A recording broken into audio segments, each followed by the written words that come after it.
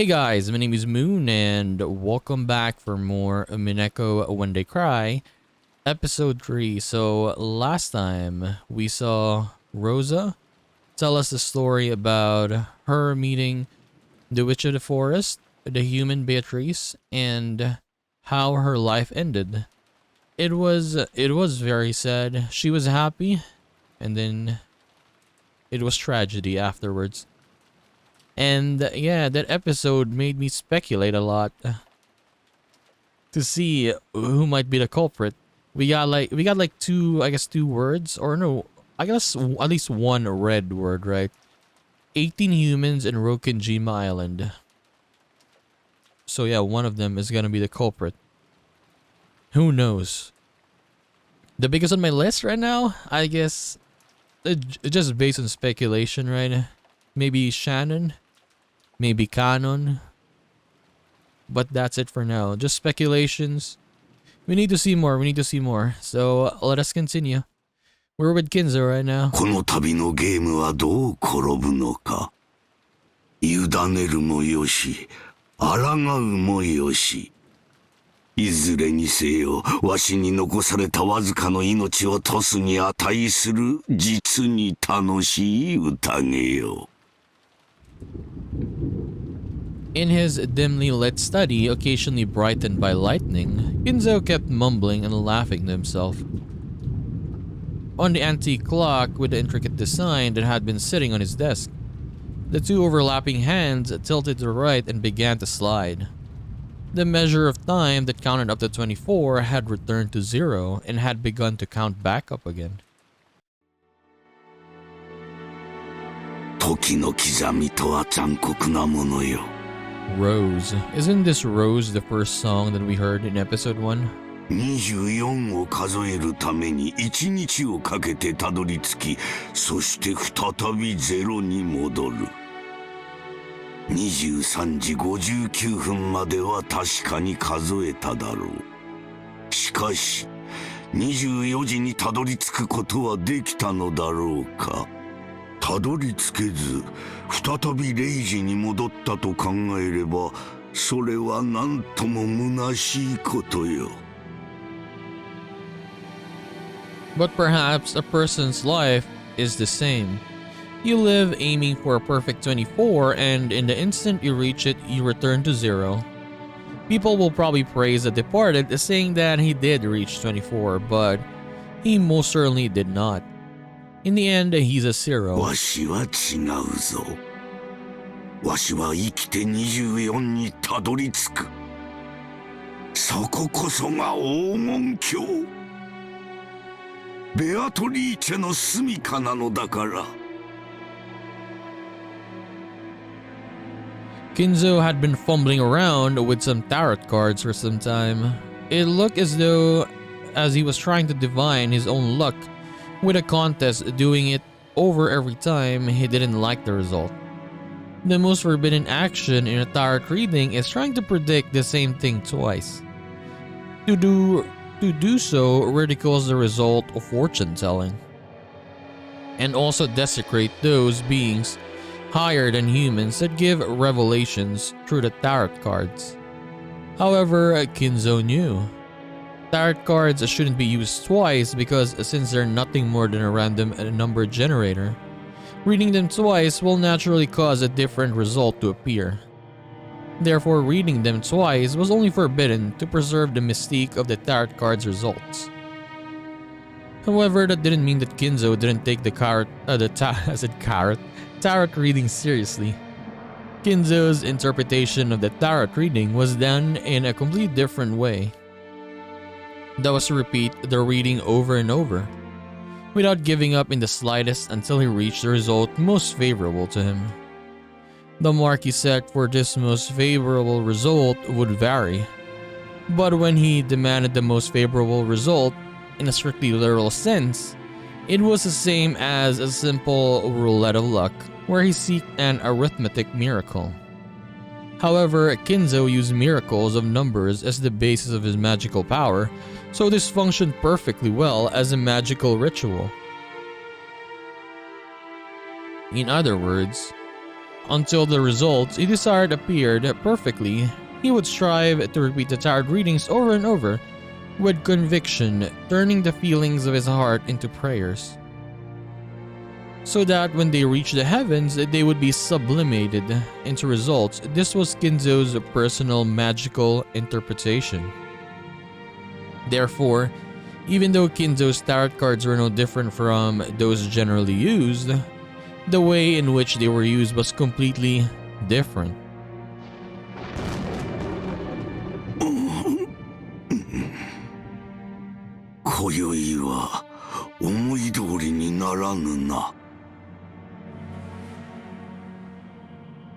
Kinzo stopped his hand for a second. He seemed not to be getting the results he wanted. On the contrary, bad cards that shouldn't show up so often appeared repeatedly and continued to interfere with the miracle Kinzo wished for.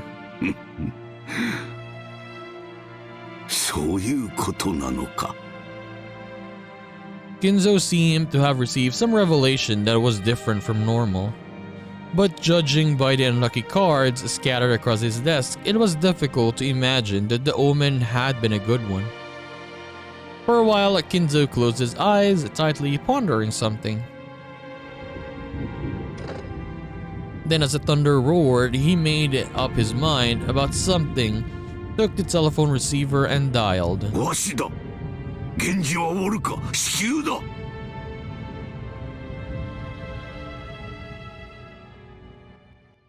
Genji, doku da. Here comes Shannon. Numero uno. In front of the entrance hall, Shannon's once burning face had been cooled off by the frigid air. She had thought that George's proposal would surely come sooner or later. It wasn't as though she hadn't prepared herself mentally, and she had answered by nodding. Had she been reckless because of her youth? Should she have thought about her future more seriously? I wonder if my immediate reply made him think I'm a cheap girl. If I'd at least waited until tomorrow morning, would that at least have shown him I was taking this seriously?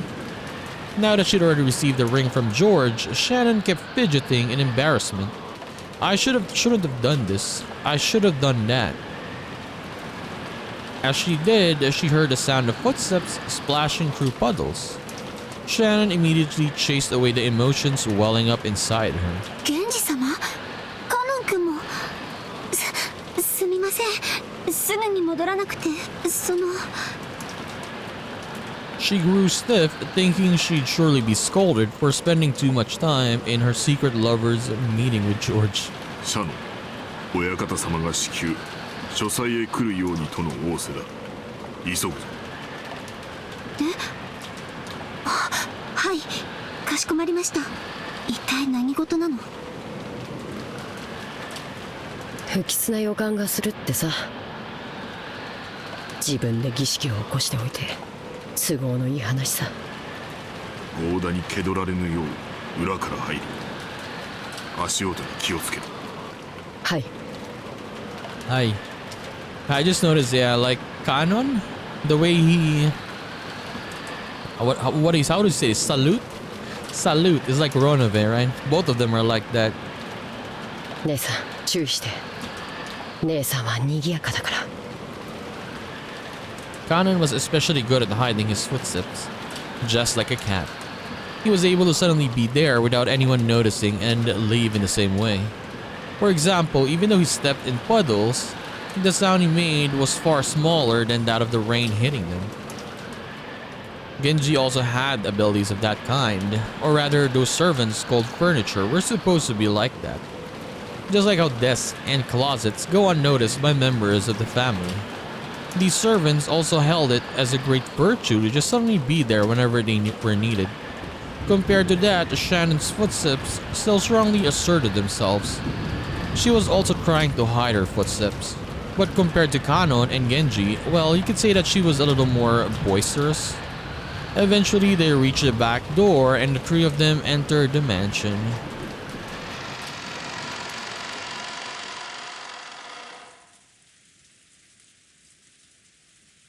Immediately they thought they felt something. It was different from a sense of smell, and it seemed to hit the depths of their noses. This hard to describe sensation, which you might call a sixth sense, allowed them to perceive that something was different than usual. 源氏様。急ぐぞ。 That sensation made it feel as though a tense something was pressing in around them. Realizing that the three of them dashed up the stairs, heading for Kinzo's study, while still hiding their footsteps. When they dashed up the stairs, that smell of sweet poison, particular to Kinzo's study, reached their noses. いかがなさいましたか、源氏様。結界が死んでいる。 The barrier is dead.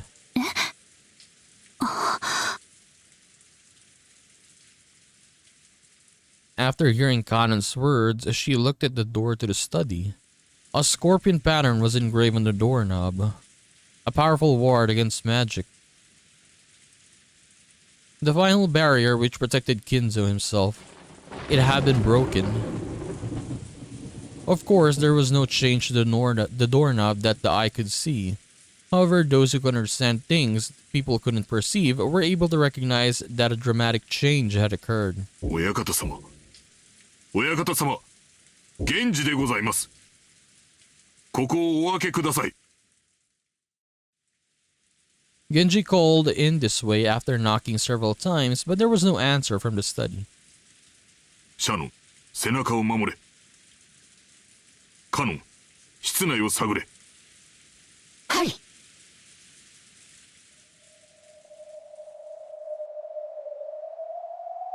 Kanon put his ear against the door, searching for a presence inside the study. To protect the backs of the pair watching the door, Shannon faced the other way, ready for the unexpected. 親方様はいらっしゃられるはずです。ですが、静かすぎます。ご無事だということか。いえ、静かがすぎます。まさか、そんな。親方様、扉を失礼させていただきます。 Genji pulled a gold key out of his pocket. It was the only key to the study that existed other than the one Kinzo held. He stuck the key into the keyhole and turned it heavily. At first glance, it seemed to prove that it was a sturdy lock. However, now that the barrier had been destroyed, this door might as well have been left open from the viewpoint of anyone with magical power. That heavy sound just now meant the door had been now opened, even for humans. 失礼いたします。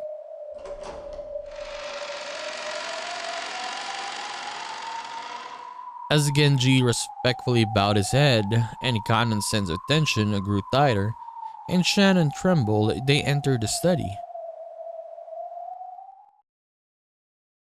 They immediately discovered Kinzo's figure.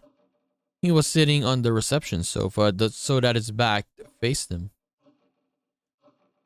Genji noticed that the person sitting across from him and again bowed deeply.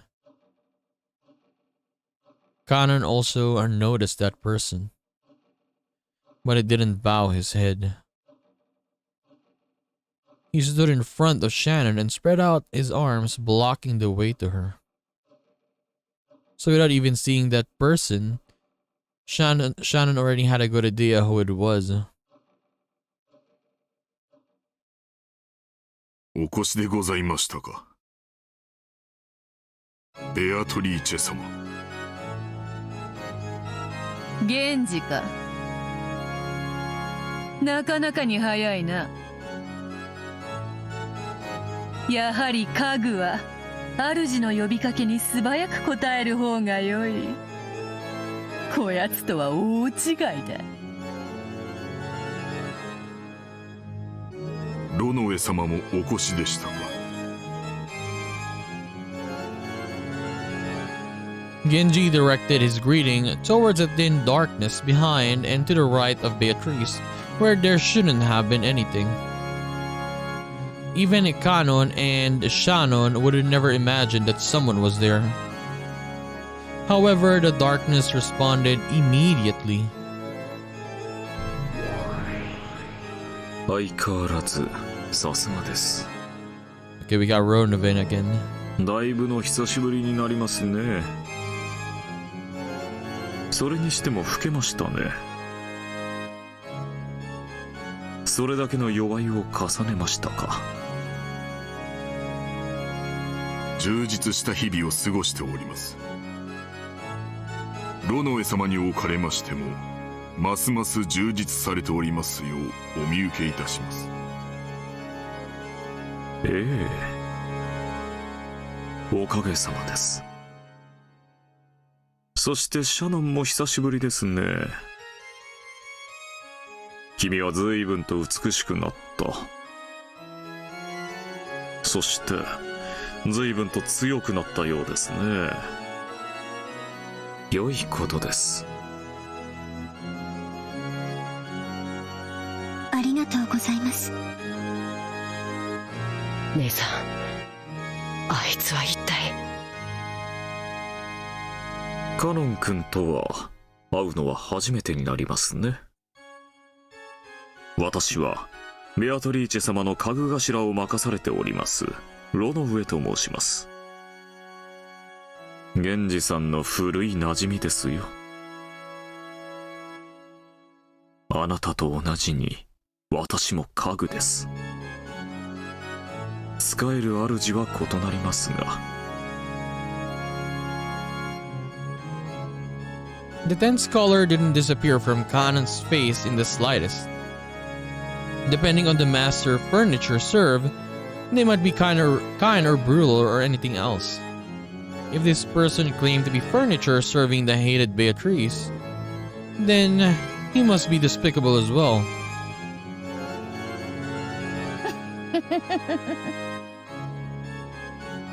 わらわもすっかり嫌われたものだ。坊主憎ければ今朝までなんとかとはよく言ったものよ。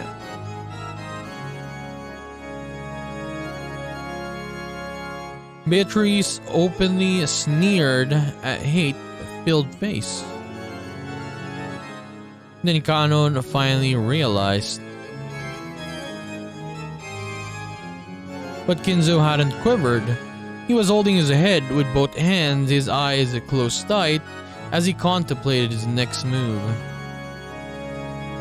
Or was he in anguish? 親方様。わらわが金蔵に伝えたのは2つ。良い知らせと悪い知らせだった。良い知らせは儀式を終えずしてわらわと再会できる幸運を得たこと。悪い知らせは金蔵が儀式の一番最初の生贄に選ばれてしまったことだ。Also, we're actually seeing now. Yeah, I kind of forgot that we are in the first Twilight. So we're gonna be seeing how it happens. And Kinzo is gonna be the first one. Okay. こればかりはわらわにもどうしようもない。実に気まぐれにルーレットにて決めたのだから。嘘をつけ。もてあそんで殺しているくせに。よして、カノン君。さて金蔵、そろそろ負けを認める気になったのか？これにてわらわとの長きにわたる勝負は決着だな。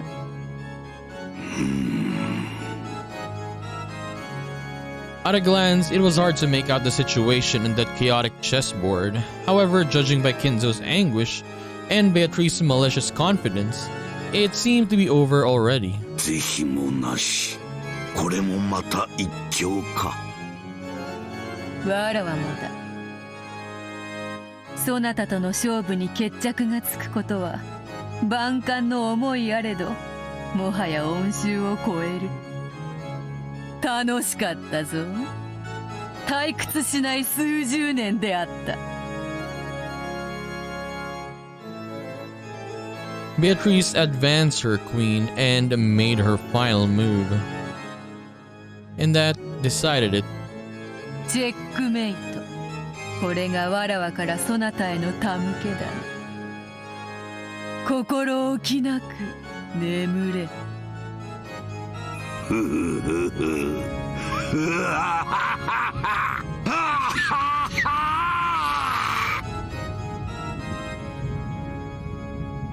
Kinzo suddenly stood up and laughed like an opera singer facing a full crowd and spreading his arms, as though he had succeeded in a century-long plan. Oh my god, he's burning! The laugh spat crimson. Crimson flames poured out from inside of him, spitting even out of his mouth, ears and nose, and all at once, his body was wrapped in hellfire. But Kinzo kept laughing. The more he laughed, the more hellfire spewed from his entire body and began to char him. Those flames became a brilliant light, which dazzlingly shone on the various magic tools throughout the room, making their distorted shadows dance across the walls. Those shadows looked like the dead in hell, watching over Kinzo in ecstasy as he burned. And for one, he made contract with the witch. It was an extremely fitting end in accordance with those terms. After laughing and howling in the roaring flames for some time, Kinzo flopped to the ground as though he was a puppet whose strings had been cut. Those incredible blazing flames disappeared as though he'd been completely burned up. And afterwards, nothing remained but a festering and burnt corpse that one could hardly bear to look at.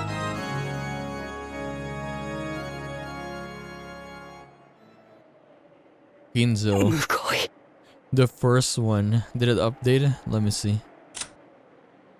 Kinzo. Not yet. Okay. How about the tips? Yeah, we haven't even gotten any tips yet. Even one. Look at this. お前が言うか。ふさわしい死に方だと思っているくせに。なぜお前が姿を現している？僕たちに何か用だとでも言うのか？よしてカノン君。ベアトリーチェ様を挑発してはダメ。すっかり怯えさせてしまいましたね。わらわはつくづくカノンとは仲良くなれぬようだ。そう嫌いでもないというのにね。Beatrice grinned. Kanon violently averted his gaze, obviously unhappy. His reactions was so different from what he wanted to do that it made the witch and her butler laugh. カノン。ベアトリーチェ様の御前であるぞ。言葉遣いに気をつけなさい。ああ、構わぬぞ、源氏。好きに言わせてやれ。Yeah, their boss, their master, he just burned and they're very calm like this. わらわは寛大である。何が寛大だ。わらわは死にゆく者にはいつだって寛大である。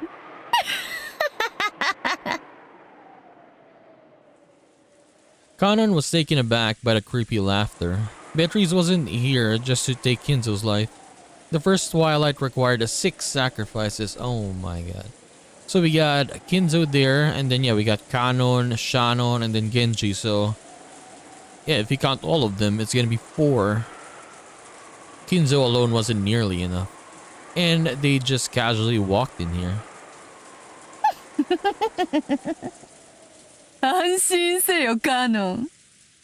そなたらがここに訪れたから生贄に選ばれるのではない。Yeah, I wonder though, I'm actually kind of curious right now. Who is gonna be like the second Twilight this time around, right? It is always partners. So yeah, first one was Ava and Hideyoshi. Second one is Kanon and Jessica. So who is it gonna be this time? 生贄に選ばれているからこそ、ここに呼ばれているんじゃないか。なんだと。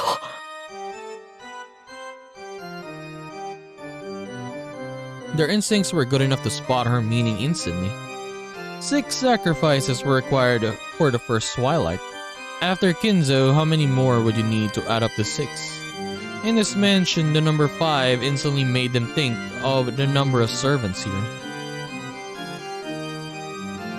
それがお望みですか。感謝せよ家具どもよ。そなたたちの苦難の日々は今宵ようやく終わりを迎えた。それを告げに訪れたわらわに感謝せよ。かしこまりました。それをお望みでしたら。源氏様。Genji had agreed to the witch's heartless announcement with his usual demeanor without raising an eyebrow. 親方様亡き後はベアトリーチェ様が我らの主。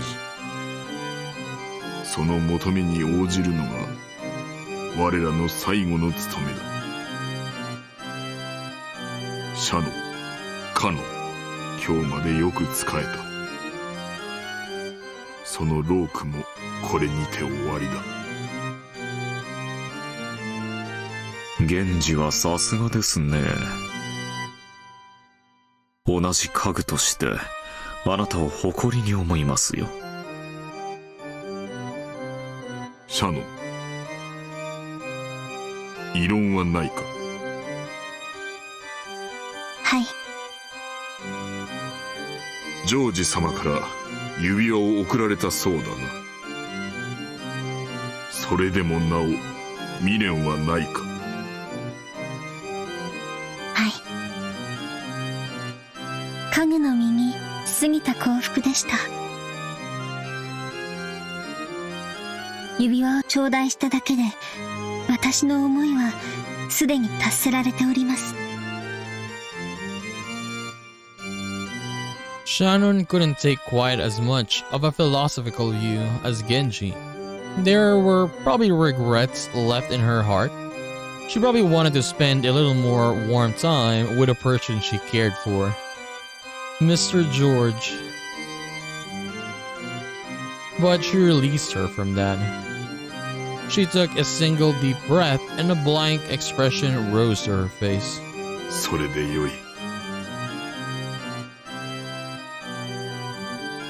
シャノンがそこまでの落ち着きを得るとは少し驚きでした。あなたも家具として達観したようですね。惚れた男と夜も共にできず少しは悔し涙をこぼさんのか。退屈な女よ。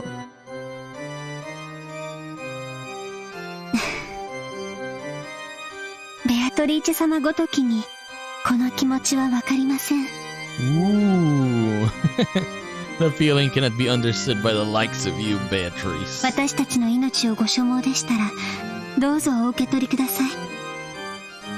私たちは慎んでそのお務めを全うします。それでいい。よくぞ言ったな。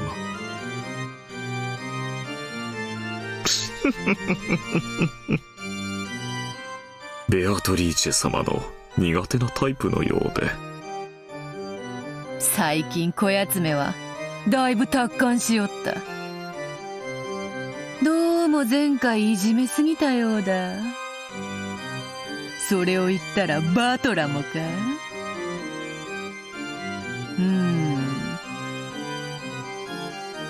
わらわはまだぬるいのか。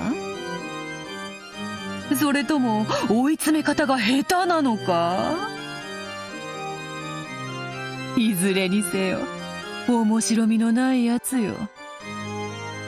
しかしお前はまだわらわを楽しませてくれそうだよな。カノン。カノン君。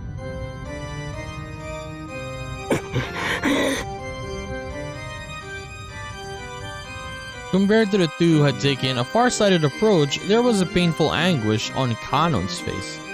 Kanon was still far too young to accept his demise. after being told off by it by a suddenly appearing witch. カノン、わらわは退屈を何より嫌う。そしてお前を除く二人が素直に死を受け入れるもので面白くない。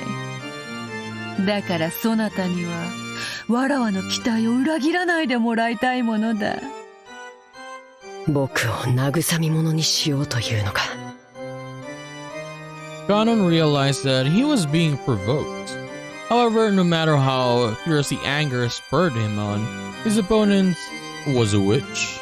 He was furniture. He hadn't had a chance of victory from the beginning. But the witch was expecting that he'd struggle in vain and writhe sound, and was even looking forward to it. Just thinking about that was frustrating. Was disappointing the witch by refusing to resist like the other two. The only way he could strike back at her. 煉獄の七姉妹が長女ルシファー。 Oh no. いでよ。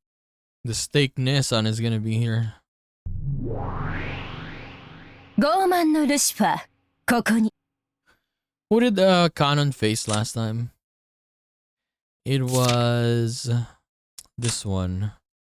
Yeah. What's her name again? Oh yeah, it was Satan. Yeah, this one. カノン、家具に魔女と戦えというのも酷な話よ。そなたがいくら怒りに駆られようとも、勝算のない戦いでは希望も持てまい。無論、勝ち目のない戦いでは、わらわも退屈というもの。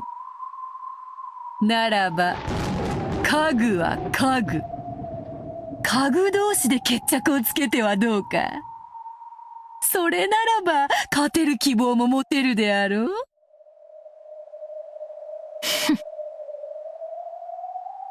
恐れながらベアトリーチェ様。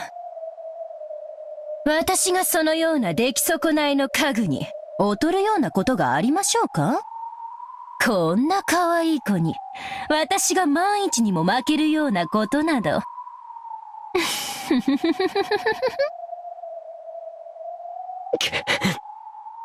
我が家具、煉獄の七杭を打ち破ってみせよ。見事打ち破ってみせたなら、そうだな。13人の生贄を逃れることのできる5人を、そなたに自由に決めさせてやろう。Wait, what? If Kanon wins, he will select the 5 who will escape becoming one of the 13 sacrifices. そなたの推薦する5人を、わらわは無条件にて黄金鏡に迎え入れる。Okay, so technically he's definitely gonna die right now. それならばどうか？ Kanon understood that he was being provoked. However, the witch's offer was very tempting. By this point, Kanon couldn't care less about this evil ceremony the witch and the rest were trying to carry out. On the contrary, it was much more important that he remain alive so that he could be invited to the Golden Land and have his wish granted by Beatrice here. But the thing is, そなたは家具は嫌だと泣いたな。 Will you trust the witch though? I mean, we saw in the second episode, you can't really trust her. She's probably not gonna do what it says, right? そなたの望み、叶えてやろうぞ。枕を濡らしてまで望んだ人間の体を与えてやろうぞ。どうだ？そうすれば、ジェシカとも結ばれるぞ。おお、ちょうどよい。黄金鏡へ招ける5人にジェシカとそなたを推薦すればよい。自分だけが幸せになることに抵抗があるならば、さらにシャノンとその思い人であるジョージを加えればよい。義理があるならばさらに源氏も加えればよい。おお、これで5人だ。十分ではないか、これだけのご褒美があればそなたはわらわを退屈させはしないよな。どうせ戯れよ。 Yes, do not believe her. She's not gonna do it even if you listened. 耳を貸す必要はない。僕は嫌だ。姉さんはそれでいいの？ Moon. Beatrice couldn't hide her evil smile at those words. 僕は嫌だ。幸せになりたい。家具なんてもう嫌だ。人間になって普通の恋がしたい。僕も姉さんのように海が青いってことを知りたいんだ。 The thing is, maybe Canon, maybe he could defeat one of the sticks. But Beatrice herself, right? Impossible. 若いですね。羨ましい。だから若者は好きなのだ。源氏、シャノンは下がれ。 They suddenly just cut off the music. The music was so nice. And they just suddenly just cut it off. カノン、ルシファーは前へ。仰せのままに。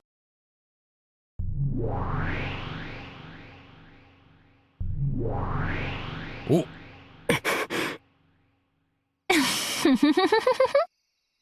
気に入らないわ。ベアトリーチェ様は無理でも私にだったら勝てるかもしれないという見下しが最高に気に入らないわ。 That was probably humiliating for Lucifer. I mean, she is the eldest one, the leader of them. But at the same time, she was also happy that she was lucky enough to have this adorable prey all to herself. 恋、魔女の家具。いつまでも僕を見くびることができると思うな。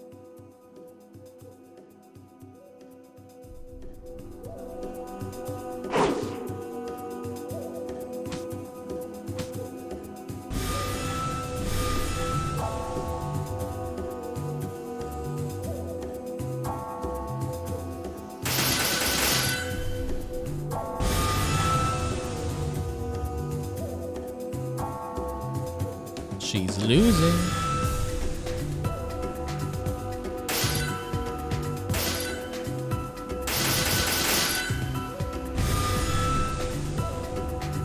Saバトラー。楽しい見せ物の時間であるぞ。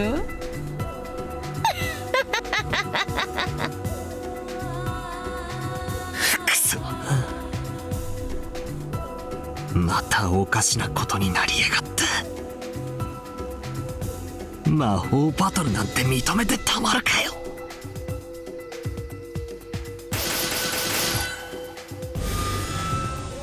ほらほら、目をつむらずにちゃんと見ろよ。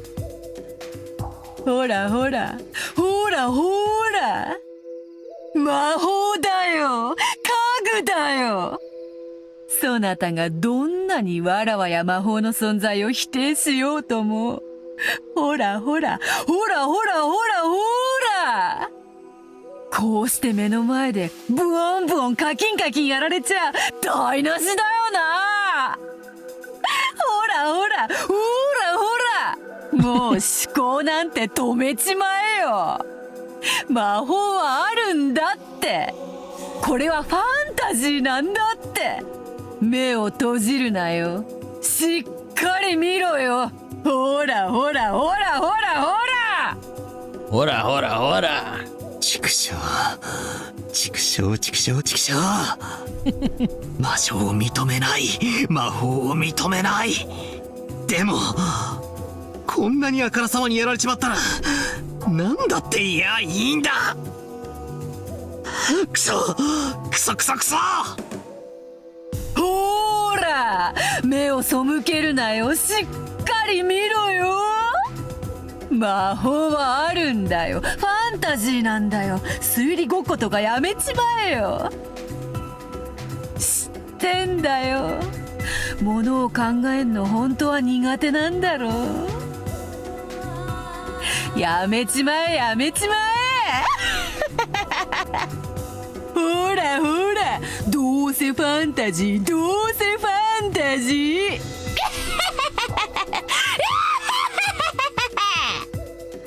うるせえうるせえうるせえ。俺に話しかけるんじゃね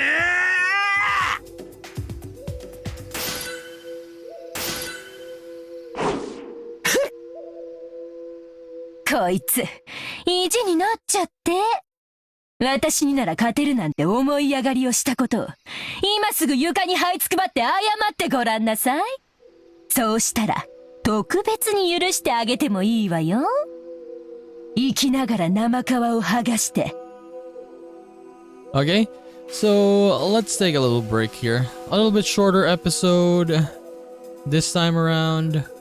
But yeah, let me just check this. Let me just check a little bit.